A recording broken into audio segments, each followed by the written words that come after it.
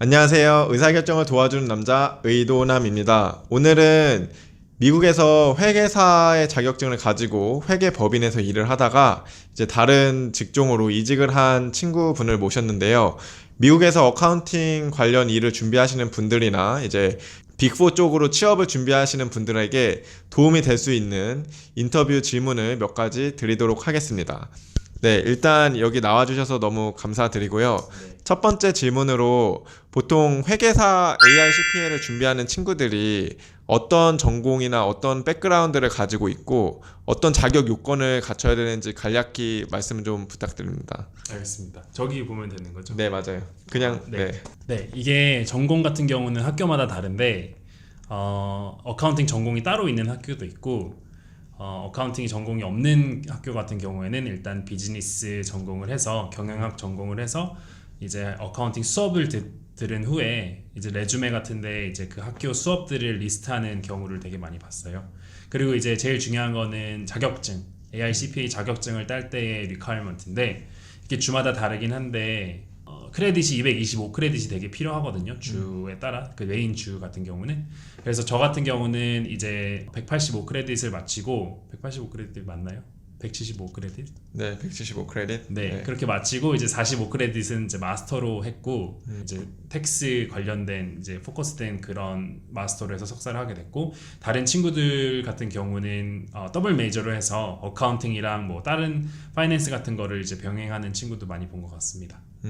네. 그러면 AICPA 준비하시는 거는 어느 정도가 걸렸고 이제 네. 처음 회계법인에 들어갈 때는 취업 준비를 AICPA 없이 해야 되는데 네. 어떤 식으로 계획을 하고 이제 준비를 하셨는지 좀 궁금하거든요. 예, 좀 간단하게 말씀드리고 좀 꿀팁이 있다면은 이제 펌에 만약에 이제 오퍼가 들어오게 되면은 거기서 머테리얼을 주게 되더라고요. 공부할 수 있는 머테리얼을. 그래서 절대 이제 먼저 공부하시려는 그런 욕심 때문에 그 머테리얼을 먼저 사시고 나중에 가면은 되게 후회하는 경우를 많이 봐가지고 이제 펌에 들어가시면은 이제 머테리얼을 주게 되고 오퍼를 1년 전에 먼저 받거든요, 되게. 그래서 그때 이제 먼저 리퀘스트를 하시면은 먼저 줘가지고 이제 공부할 수 있게 하는 경우도 있고. 그래서 되게 크레딧을 채우기 한 반년 정도부터 공부를 하시기 시작하는데 제가 좀 이것도 어떻게 보면은 큰 팁인 것 같은데. 이제 공부를 하면서 일하려고 그러면 너무 힘드니까 제가 드리고 싶은 말씀은 항상 일을 시작하기 전에 4과목이 있는데 그 중에 총 2과목 정도는 끝내 두시는 게 이제 나중에 훨씬 큰 도움이 될 거라고 생각됩니다. 네. 그러니까 회계법인을 들어가기로 되어 있으면 오퍼를 받으셨으면 네. 2과목 정도는 먼저 준비하는 게 좋다. 네, 안 그러면은 저처럼 오랜 시간이 걸릴 것 같아가지고 네. 꼭 말씀드리고 싶었습니다. 네, 알겠습니다. 네. 그리고 저희가 가장 궁금해하는 질문 중에 하나일 것 같은데 네. 미국에서 이제 회계 빅4를 들어가면은 대략적인 초봉이 어느 정도 수준이고 네. 이제 연봉 상승률이 좀 어떻게 되는지 네. 조금 대략적으로라도 설명해 주시면 좋을 것 같거든요. 네, 그쵸. 이제 어떻게 보면은 가장 궁금해하실 것 같은 포인트인 것 같은데, 이제 희한하게도 이제 한국에 계신 분들이 회계사라 그러면은 와 이제 너 돈 되게 많이 벌겠다 이런 생각을 많이 하시는데, 되게 어떻게 보면은 초봉 같은 경우는 되게 짠 것 같아요. 그 인더스트리 자체가. 그래서 저 5년 전에 제가 이제 5년 차인데 5년 전에 시작할 때가 저 들어갔을 때 58,000불이 초봉이었고 근데 마스터가 있다 그래서 3,000불 더 주더라고요. 좀 치사하긴 한데 그래서 3,000불 더 받아서 저가 시작할 때는 61,000이었고 이제 또 그렇지만 이제 그 회계를 하고 싶은 이제 꿈나무들을 위해서 말씀드리면은 한 가지 좋은 점은 다른 회사에 비해서 이 연봉 상승률이 되게 크다고 말씀드리고 싶어요.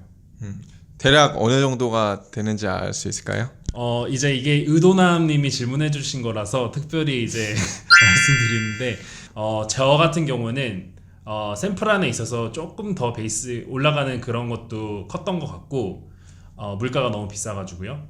근데 5년 동안의 그 회계 펌에서의 인크리즈를 보면은 첫 해 한 16% 올랐고 이제 진급하는 해엔 한 25% 정도 올랐고 이제 그 다음 연도에는 이제 한 13% 정도 올랐던 것 같아요. 그래서 많이 그 3년 동안 되게 많이 올랐었던 것 같습니다. 진급은 그럼 2년 후에 하는 건가요?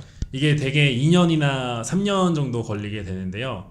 저는 되게 운이 좋아가지고 그리고 좀 끌어주시는 분이 있어가지고 제가 또 아부를 좀 잘 하거든요. 네. 그래서 운이 좋아서 이렇게 되게 2년에 진급하게 된 것 같아요. 그 진급 사이클이 되게 짧은 것 같아요. 되게 다른 회사보다. 네, 참고로 말씀을 드리면 일반 미국 회사 같은 경우에는 5%에서 7% 정도 연봉 상승이 된다고 생각하시면 될 것 같아요. 그래서 회계 펌이 처음에 초봉은 높지만 이제 올라가는 게 되게 높다라고. 좀 조금 낮지만. 네, 그래서 회계 펌이 초봉이 조금 낮긴 하지만 올라가는 속도가 되게 빠르다는 점, 그리고 좀 줄을 잘 타야 된다는 점, 네, 이것도 되게 좋은 것 같고. 이게 그 샌프란시스코에서 혹시 오시고 싶으신 이 분들을 위해서 말씀드리면은 이게 아시안 파퓰레이션이 워낙 많아서 이제 높으신 분들 이제 매니저나 뭐 디렉터 뭐 시니어 매니저급 분들이 아시안 분들이 되게 많더라고요.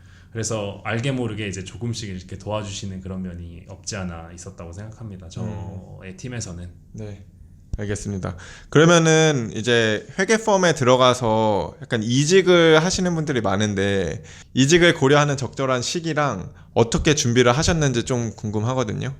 저도 아직 그 갓난 애기 거의 아직 주니어 레벨이어서 제너럴한 그냥 제가 생각하는 말씀을 드리자면 되게 주기가 있는, 근데 항상 이거는 있는 것 같아요. 매년마다 모든 CPA들이 공감하실 텐데 매년마다 이직의 그 열망은 항상 이제 끌어오르는 것 같은데 대개 3년 있다가 이제 시니어 하고 아니면 시니어 1년 차 있다가 어느 정도 이제 일이 잡히면은 그때 이직하는 경우를 봤고 이제 5년 차, 6년 차 있다가 매니저 진급을 하고 그 정도 되면은 이제 그 자기가 어떤 한 분야에 대해서 알고 있다는 게 이제 확신해지면은 그때 옮기시는 분들이 많은 것 같아요. 그래서 짧게 말씀드리면은 시니어하고 아니면은 매니저하고 1년 뒤에 되게 하시는 경우가 많은 것 같아요. 시니어가 3년 차인가요?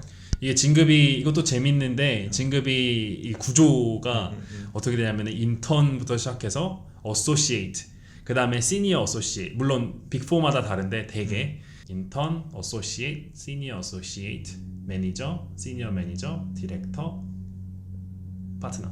알겠습니다. 네. 네, 대략적으로 이제 이해가 된 것 같은데 네. 혹시 CPA를 준비하시는 분들에게 이거 회계사 직업이 이거는 진짜 좋다랑 이건 좀 안 좋다. 네. 이제 크게 장점 하나랑 단점 하나씩만 말씀해 주실 수 있을까요? 네. 단점이랑 장점이라.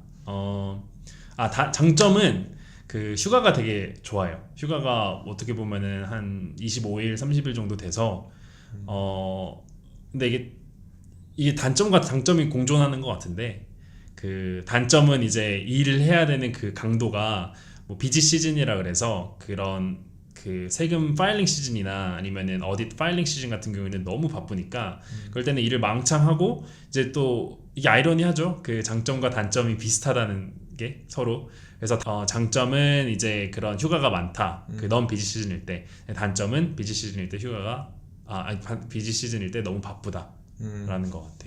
알겠습니다. 네, 이 정도로 얘기를 들어봤는데 마지막 질문, 보너스는 좀 나오나요? 이게 또 말씀드리면 되게 꿈나무들에게 실망이 될 수도 있는데 보너스는 그렇게 크지 않은 것 같아요. 어느 정도 레벨이 가기 전까지. 그래서 이거 영업 비밀인데 가능한가요? 말씀드려도? 네, 저희가 알아서 편집하겠습니다. 네, 알겠습니다. 제가 1년차 때가 한 1년차 때 한 불 정도 받고 2년차 때 3불 하고 제가 솔직히 말씀드리면 이직하게 된 계기가 시니어 달고 이제 조금 많은 보너스를 기대했는데 오히려 덜 나왔더라고요. 그래서 그렇게 해서 이 사람이 참 간사한 게 그래서 이직을 하게 되고 이직하게 돼서 이제 인더스트리를 가게 되면은 그 연봉은 작게 오르지만 보너스는 확 뛰는 경향이 있어서 지금은 연봉 인상률은 좀 적지만 보너스는 확실히 많이 받는 그게 있습니다. 네, 질문이 계속 생기는데 네네네. 이직하는 분야가 네. 그러면은 인더스트리의 파이낸스 펑션 네. 또는 뭐 프라이빗 에퀴티 네. 아니면은 뭐 뱅크 네. 뭐 되게 많을 것 같은데 네. 비율상으로 가장 많이 이직하는 세 가지 분야가 어디가 있을까요? 세 가지 분야라고 말씀드리기가 좀 애매한 게 이게 어카운팅 펌에서 일하실 때 그 자기의 스페셜티를 고를 수가 있어요. 뭐 고른다기보다는 골라질 수가 있어요. 그래서 이제 남들이 그 어느 멘토를 만나냐 아니면 어떤 팀에 들어가냐에 따라 많이 바뀌는데, 그래서 자기의 스페셜티를 3년, 5년 동안 이렇게 쌓는 거예요. 그래서 그 저 같은 경우에는 이제 은행 쪽이랑 그 투자 쪽에 관심이 있어서 그쪽에 하게 돼서 이직할 때도 은행, 투자은행이랑 이제 프라이빗 에퀴티 이런 쪽으로 빠지게 되는 경우고, 만약에 예를 들어서 코퍼레이션이나 아니면 뭐 미국 벤처 캐피털이나 이런 회사를 하게 되는 경우는 뭐 페이스북이나 구글 이런 쪽으로 빠지시는 분들도 많이 계신 것 같고, 그래서 스페셜티 분야에 따라 달라지는 것 같아요. 나중에 이직할 수 있는 그런. 네. 긁으면 안 되나요? 네, 괜찮아요. 그래요? 네, 마음대로 긁으셔도 됩니다. 네, 알겠습니다. 오늘 너무 시간 내주셔서 감사하고, 별 말씀을. 혹시 뭐 구독자들에게 마지막으로 하고 싶은 한마디? 이거를 옆에서 지켜보니까 굉장히 힘든 일이더라고요. 그래서 우리 있구나. 우리 의도남 많이 사랑해 주시고요. 구독과 좋아요 항상 부탁드리겠습니다. 이거 뭐 밥은 사주시는 건가요, 오늘? 네, 제가 끝난 거 대접해드리게 네, 되겠습니다. 맛있는 거 먹으러 가죠. 네, 그렇습니다. 네, 저희는 그러면 맛있는 거를 먹으러 가겠습니다. 오늘 이렇게 인터뷰 해주신 친구분한테 너무 감사드리고, 질문 있으면은 저희가 최대한 답변 드리도록 하겠습니다. 네, 빠이.